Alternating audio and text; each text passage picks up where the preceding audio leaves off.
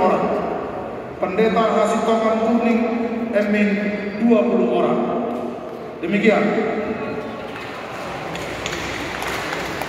Baik pimpinan, setelah digabungkan onsite dan online, maka Pendeta Abdul Hutauruk memperoleh suara 342. Selanjutnya Pendeta Hasitongan Kuning memperoleh suara 164.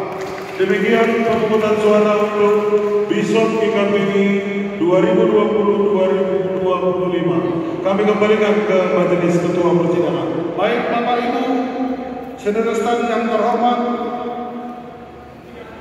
perolehan suara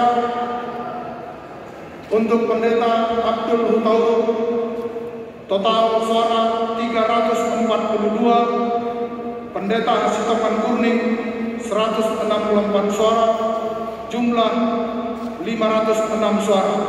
Maka dengan ini dinyatakan bahwa Pendeta Abdul Hutauruk terpilih menjadi Bison GKPI periode 2020-2025.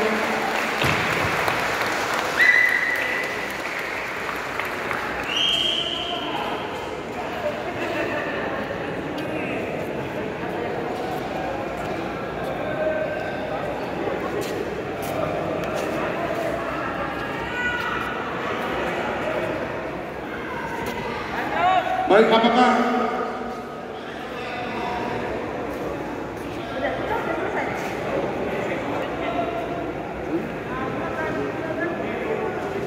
baik kepada Bapak Ibu yang online, pemilihan untuk anggota majelis